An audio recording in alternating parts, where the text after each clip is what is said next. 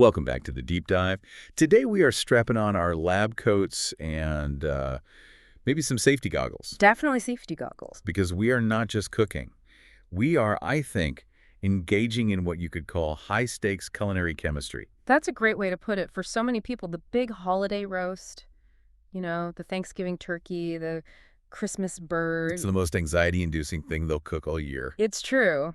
And that anxiety, it almost always comes from a lack of control over two very specific things. Okay, what are they? Flavor deep in the meat and the texture of the skin. It's always those two. And we tend to approach it like it's some sort of, ancient ritual. Just follow the steps and hope for the best. Exactly. But today, we're changing that. We're moving beyond just reading a recipe. We are going to dissect a very specialized technique, the dry brine, to really understand the physics of it. Physics of moisture management, protein denaturation. All of it. And the time-sensitive processes that, separate a bland, dry bird from a truly elegant centerpiece. That is exactly the mission. Our mission today is to analyze this precise methodology and transform what looks like a simple ingredient list into a masterclass in controlled chemistry. Right.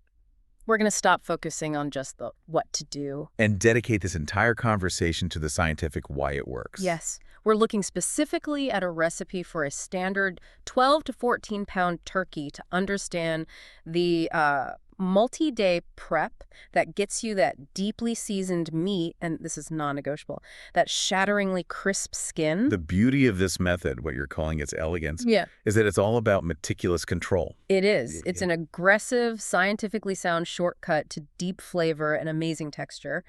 But it demands, and I mean this, absolute adherence to the ratios, the timing, and the environmental conditions. And I think the most important scientific paradox we have to establish right at the top is this one. Go on. To get the ultimate juiciness, you have to start with preemptive dehydration. It sounds so counterintuitive, doesn't it? It really does. But the hosts of this method understood that moisture control doesn't start with basting or injecting. It starts way before the oven is even preheated by actively pulling moisture out. To make something moist, you first have to make it aggressively dry. And if you fail to execute those initial foundational steps, the right salt ratio, picking the right bird, and getting that peak dryness, everything else. The temperature control, the resting, the skin. All of it. It's fundamentally undermined. We're basically using the bird's own chemistry against itself, but, in the best possible way. All right, let's get into those foundations then. Where do we start? We have to start with the math. Section 1, let's call it the critical foundations. So the fundamental math. This is the baseline rule that really dictates whether you get success or, well, catastrophic failure. I wouldn't call it catastrophic, but maybe. Very salty. Or very bland. The source gives us a really clear, scalable guideline, which is vital for anyone listening who might be trying this with a 10-pound bird or, 20-pound monster. And that recipe establishes a very precise, non-negotiable calculation. The general guideline is 1 tablespoon of coarse kosher salt per 5 pounds of turkey. Okay, we need to pause here. Why is that ratio so important? It's not just a random number. Not at all. It's calculated to achieve an optimal concentration of salt ions that interact with the meat's muscle proteins. It's a process that we call protein denaturation. Denaturation. That sounds incredibly technical. Can you break down what the salt is actually doing to the muscle tissue, like at a cellular level? Absolutely. So when salt penetrates meat, it begins to dissolve the protein structures. We're specifically talking about myosin, which is a major component of the muscle fiber. Right. In its natural state, raw muscle holds moisture, but when you heat it, those fibers contract and they squeeze the water out. That's why meat gets dry. Right. The salt helps to denature or sort of unwind these proteins. And once they're unwound and a little bit dissolved, they create this kind of matrix that can absorb and hold on to moisture much more effectively when you cook it. So the salt isn't just for flavor. It's literally restructuring the meat to be more hydrophilic, more water-loving. Precisely. More water-loving during that high-heat cooking phase. And that 1 tablespoon per 5 pounds, that's the sweet spot. It is. It's the minimum you need to get this beneficial restructuring without making the final product just, unpalatably salty. Too little, and you get some flavor, but you miss out on the moisture retention. And too much is just a salt bomb. You're just overwhelming the taste buds.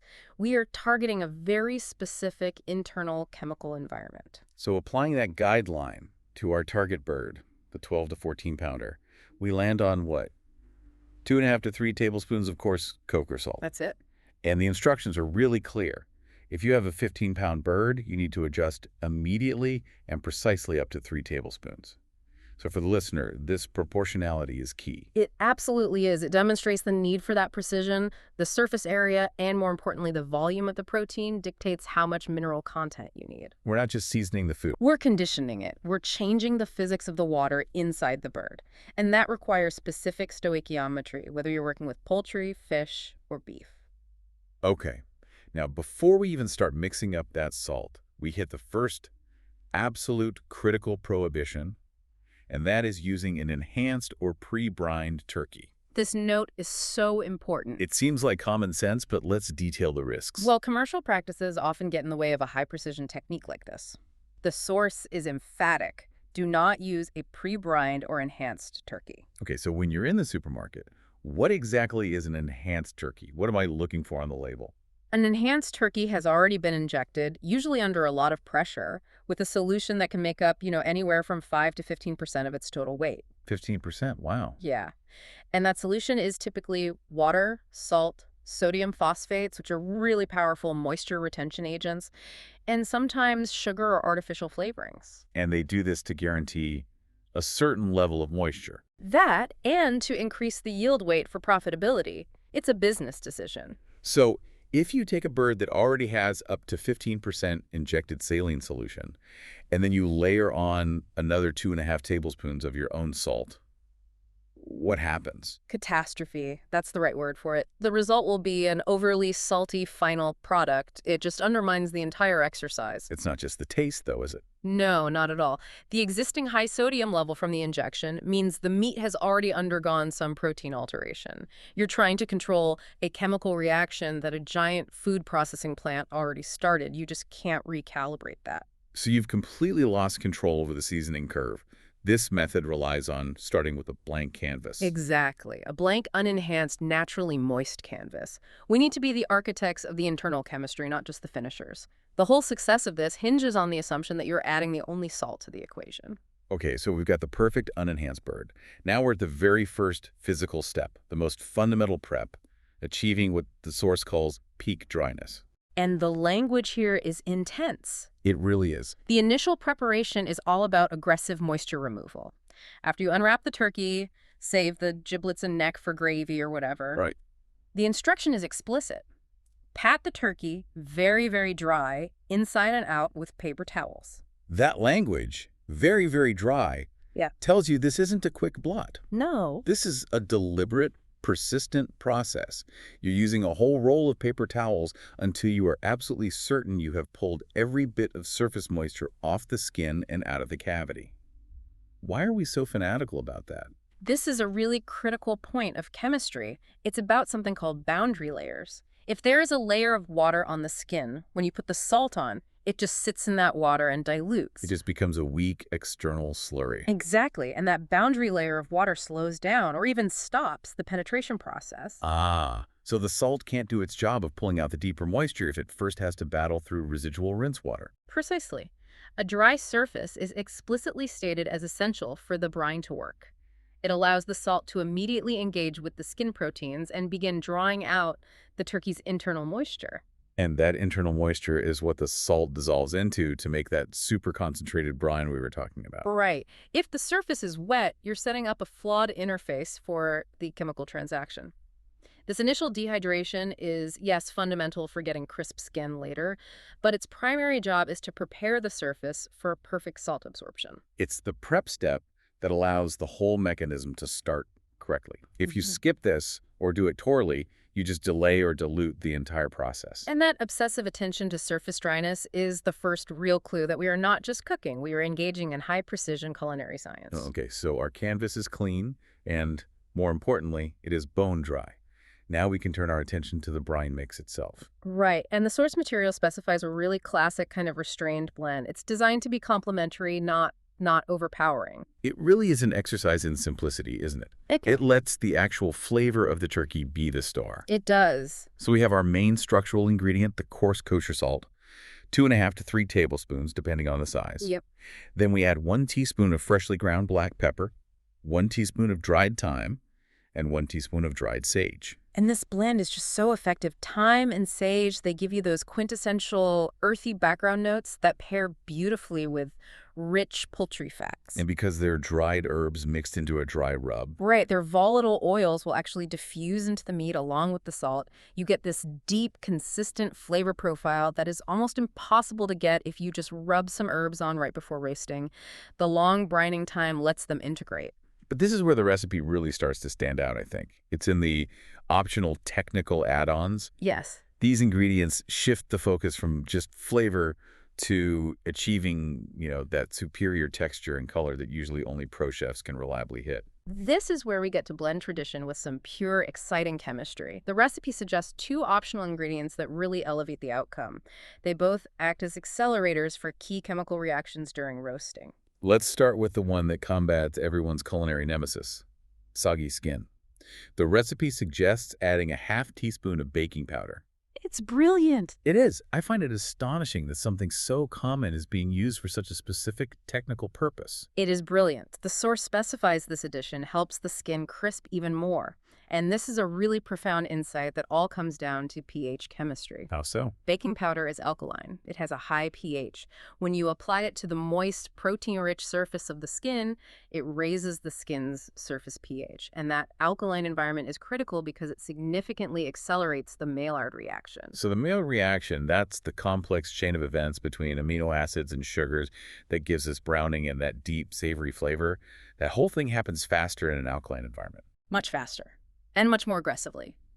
In an acidic or neutral environment, the Maillard reaction is slower, less efficient.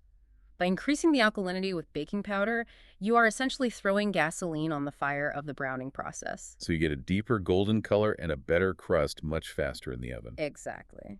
Which means you can pull the turkey at the perfect 165 degrees internally while still getting the browning you'd normally have to cook to, say, 180 degrees to achieve. But it's not just about color, right? There's a textural component, too.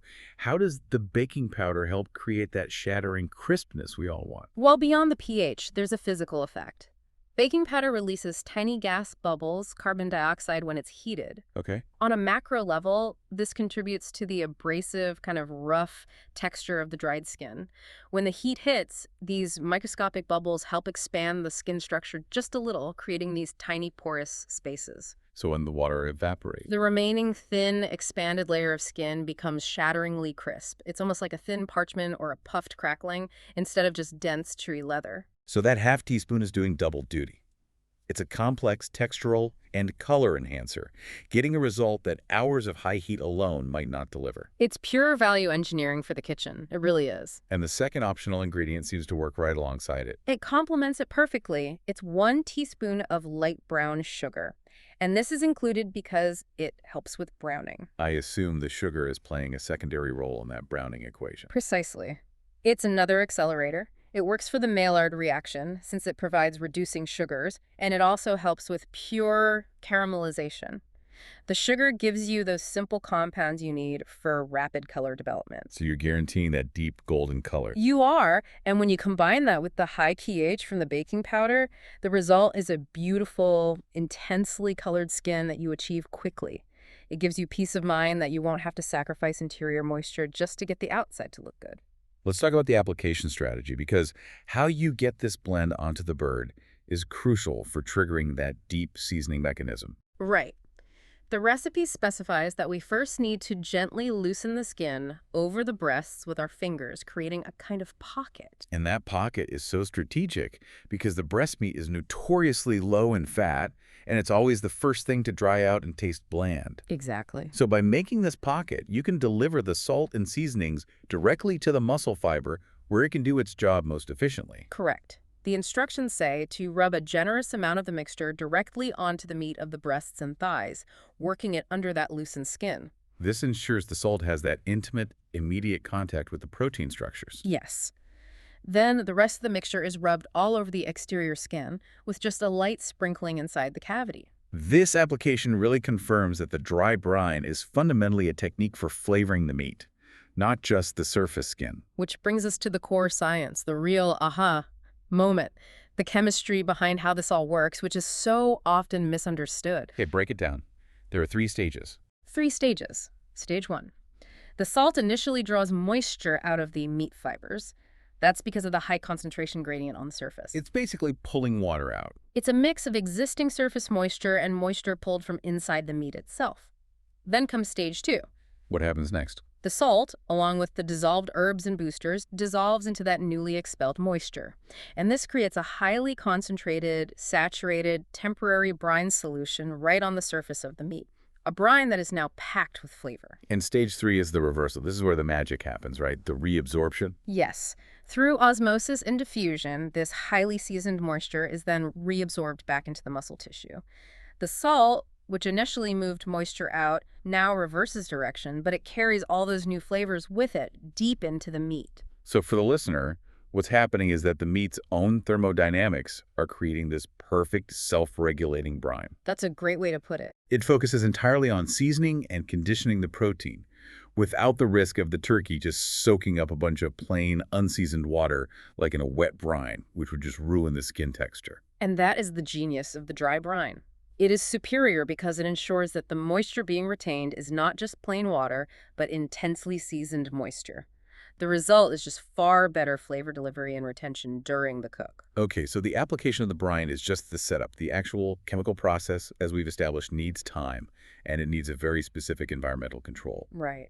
Cold temperature and circulating air. We are now talking about the most time-intensive part of this method, and for a lot of people, probably the most intimidating part. Time is non-negotiable. It absolutely is. Those salt molecules need time to diffuse, and the surface needs time to desiccate, to dry out. The recipe specifies a minimum of 24 hours, but we really have to emphasize the optimal duration. And the source material highlights that optimal time as ideally 48 to 72 hours, 2 to 3 days. Why does that extra day or two make such a huge difference in the final product? It's all about diffusion physics. While 24 hours is enough time for the chemistry to get started on the surface and penetrate the very thin outermost layer, it's just not enough time for the salt to travel through the dense, thick muscle tissue, especially in the breast. So if you only brine for 24 hours, the center of the breast might still be bland when you carve it. Absolutely. Salt diffusion is a slow process. We're talking millimeters per day. The extended period, 48 to 72 hours, ensures maximum diffusion depth. The salt molecules need that time to slowly work their way through the meat, guaranteeing that even the deepest, thickest part of the white meat is properly seasoned. and, critically, that the protein structure has been fully conditioned to retain its moisture. You are basically trading patience for perfection and uniformity of flavor. This extended time requires a very specific setup inside the fridge, which is not typical cooking advice. The instructions say to place the turkey, breast side up, on a wire rack set inside a rimmed baking sheet. This setup is essential. It's really an engineering solution for circulation control and moisture management. Well, the rack elevates the turkey, which allows air to circulate completely around the bird. That is critical for the drying process.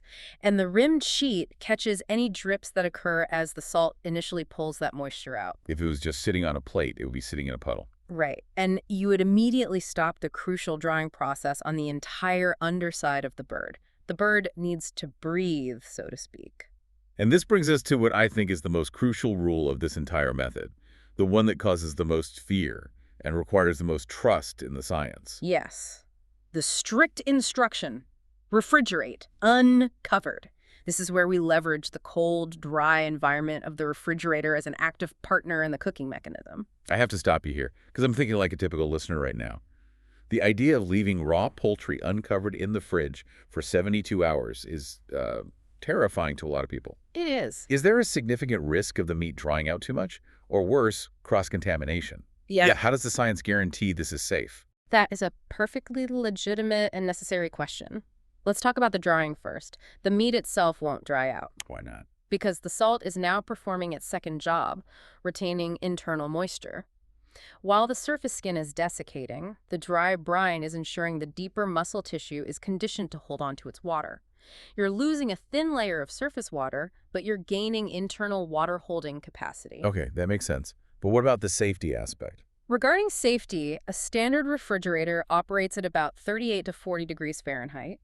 That cold temperature inhibits almost all bacterial growth significantly. And we've covered it in salt. Exactly. We've applied a massive amount of salt to the surface, and salt is a powerful antimicrobial agent. It creates a hostile environment for surface bacteria.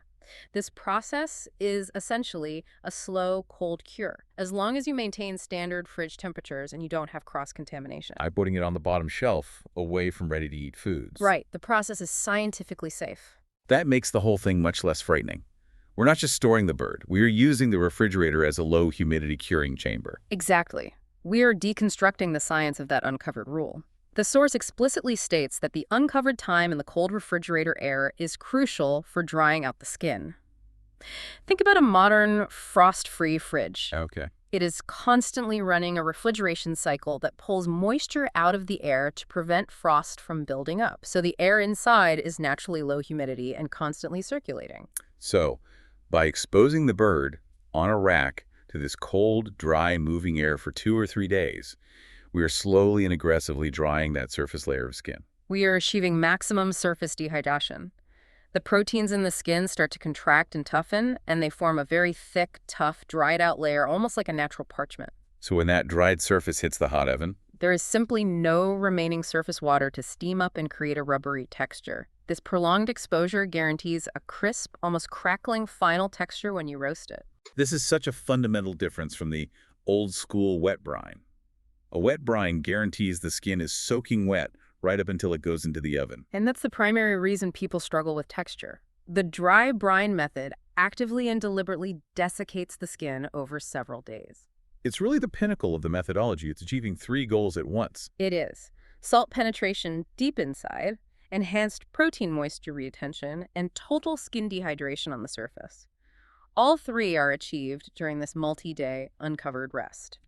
It's the step that separates the successful cook from the one who's always struggling with rubbery skin and bland breast meat.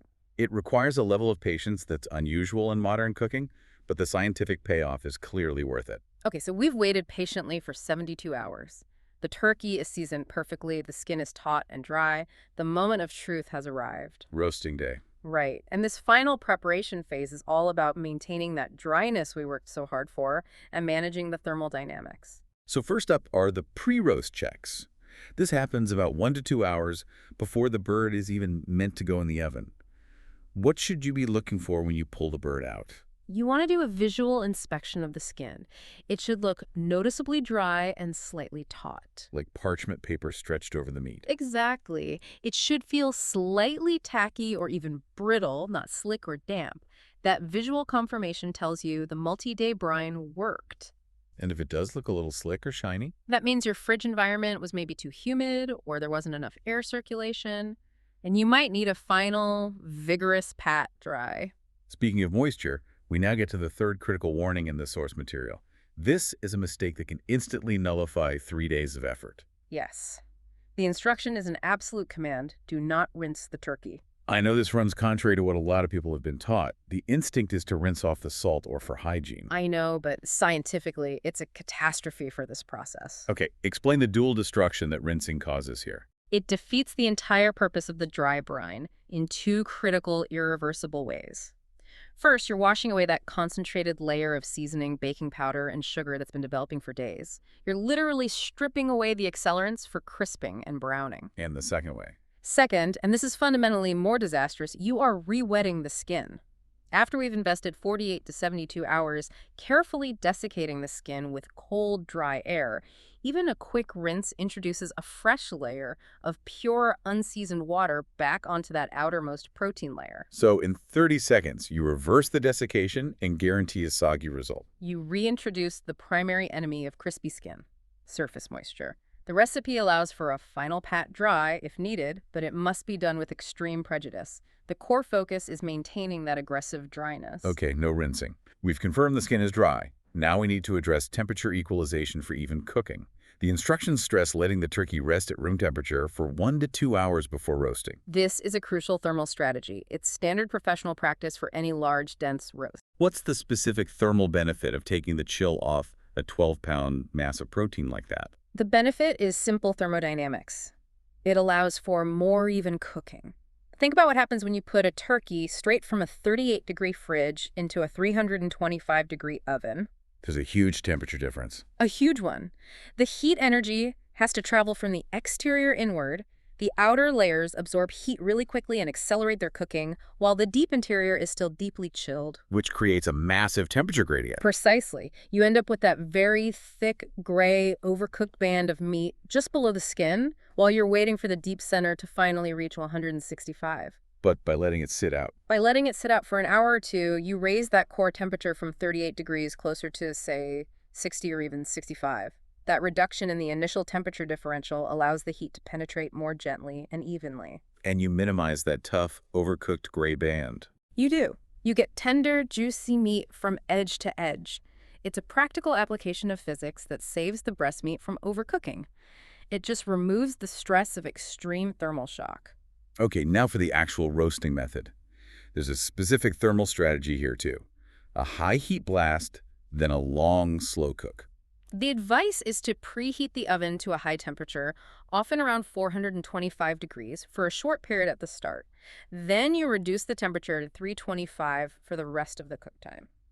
That initial high blast must be designed to really maximize the effect of the baking powder and the brown sugar, right? Yes, that's the turbo boost for the skin.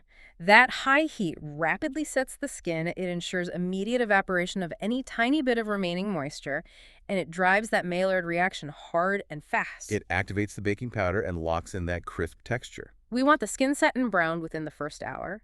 Then, reducing the temperature to 325 allows the interior, which we've already tempered at room temperature, to cook gently and steadily without burning the surface we just perfected. And just before it goes in, there's a final surface prep. Rub lightly with olive oil or melted butter for extra browning. Why are we adding fat back on after spending so long drying the skin? This is a moisture replacement strategy, but with a highly efficient thermal conductor. We've removed the water from the skin, which is a poor conductor of heat. We're now replacing it with fat butter or oil, which conducts heat beautifully and has a much higher smoking point than water. So that fat layer helps with the caramelization. It does. It amplifies the browning from the sugars and ensures a uniform, crisp finish. Finally, safety and doneness. The instructions emphasize roasting until an instant read thermometer hits 165 degrees Fahrenheit in the thickest part of the thigh, not touching bone, and also in the breast. Thermal accuracy is critical. 165 is the magic number for poultry safety and for peak texture. Cooking much beyond that risks pushing the meat into that dry, stringy danger zone. And the last piece of advice is to tent the turkey loosely with foil if the skin browns too quickly. That's just heat shielding. It directs the heat away from the surface temporarily so the interior can catch up without burning the beautiful exterior you've created. You're still managing that heat differential, even deep into the cook. So we've navigated the multi-day prep, the thermal tempering, the roasting. The turkey looks magnificent. It's hit exactly 165 degrees. But the elegance of this method is recognizing that success isn't guaranteed until the very last, often rushed, step. And that step is described as essential. This is the post-roast mandate, the rest. The instruction is to transfer the turkey to a cutting board, tent it loosely with foil, and just let it rest. That word loosely is extremely important. A tight tent would create a steam bath. Right, it would trap moisture and soften that beautiful skin we worked 72 hours to achieve. A loose tent retains enough residual heat to allow the next critical process to happen, redistribution, while letting any surface steam escape, preserving that crispness. And the required rest time is very specific, 20 to 30 minutes before carving. For bird this size, why is that duration so meticulously defined? This is where we get into a critical piece of thermal fluid dynamics. We can call it the why of the rest. Okay. During roasting, especially with that initial high heat, the muscle fibers contract violently. This contraction applies intense pressure, and it squeezes the internal juices, the water, fats, seasoned moisture out of the muscle, and forces them toward the center and the surface of the bird. So if you slice into the turkey the second it comes out of the oven, all those intensely pressurized juices just rush out right onto your cutting board. And you lose a huge percentage of the internal moisture. Exactly. You end up with dry meat even though you cooked it to the perfect temperature, and you have to account for carryover cooking. Right. When the turkey comes out of the oven, residual heat keeps moving from the exterior inward. The internal temperature will continue to rise by several degrees, often up to 170, 172, during the first 10 to 15 minutes of resting. So the rest does two things. It manages that final temperature climb, and it lets the meat reabsorb all that moisture. Precisely. As the bird rests, the temperature stabilizes, the muscle fibers relax, and they are able to reabsorb those pressurized seasoned juices. They draw them back into the meat matrix, where the salt has conditioned them to stay. And for a 12 to 14-pound bird, 20 to 30 minutes is the scientifically determined window for that to happen. It is. The larger the mass, the longer the rest you need to achieve that thermal and fluid balance. So skipping this 20-minute rest effectively defeats the entire purpose of the dry brine's focus on moisture retention. It really does. You've conditioned the protein perfectly, cooked it perfectly, and then you lose all that moisture in a single moment of impatience. It is the final insurance policy. The dry brine gets the flavor in and conditions the proteins to hold moisture. The rest ensures that moisture stays exactly where you want it inside the meat. The whole elegant structure of the recipe relies on you sticking to this final step. It's amazing that a recipe focused on aggressive dehydration has its final, essential step centered entirely on rehydration and moisture retention. It's a full circle. This has been a true deep dive into culinary precision. We've really transformed a simple act of seasoning into a multi-day chemical and physical process. Let's summarize the top 3 non-negotiable takeaways for the listener. Okay. The 3 things they absolutely must commit to memory if they want to pull this off successfully. First, mastery requires precision in the salt ratio and your ingredient selection. That's 1 tablespoon of coarse kosher salt per 5 pounds of turkey, and an absolute prohibition on using an enhanced or pre-brined bird. You have to control the input. Second, the critical path to crisp skin is moisture control. That means the non-negotiable step of multi-day uncovered refrigeration. That 48 to 72 hours in the cold, dry air isn't optional. It's where the crispness is guaranteed. It's where you turn your fridge into a desiccator. Exactly. And third, the fundamental necessity of thermal patience. The absolute importance of that 20 to 30-minute rest after roasting. That's the crucial moment of internal fluid redistribution that ensures the meat stays moist. Skip the rest and you lose the juice. The real genius of this recipe, what makes it so elegant, is it focus on controlled dehydration followed by controlled rehydration. It's applied chemistry. It is. We start with a bird that is scrubbed and patted, very, very dry, and we end with a final product that is incredibly moist, deep golden brown, and shatteringly crisp. We leverage pH, we leverage osmosis, we manage thermal gradients, all for the perfect plate of turkey. That paradoxical relationship between initial desiccation and final juiciness is really the hallmark of mastering any technique like this, whether it's cooking, curing, or preservation. So this leaves us with a final thought for you to chew on, something that extends the principles we've discussed today. Go on. We analyzed how the dry surface of the turkey skin is the gateway to both deep flavor through efficient salt penetration and superior texture through desiccation. We started with a very dry, raw material and ended with a very moist, tender, finished product. What other classic cooking or preservation techniques, think about salt curing meats, aging cheese, or even high-heat frying, rely on this exact same paradoxical relationship between initial dehydration and the resulting concentration of flavor, tenderness, or final juiciness? That journey from a dry raw material to a moist, flavorful finish is a central, fascinating theme in culinary science. There's always more depth to explore.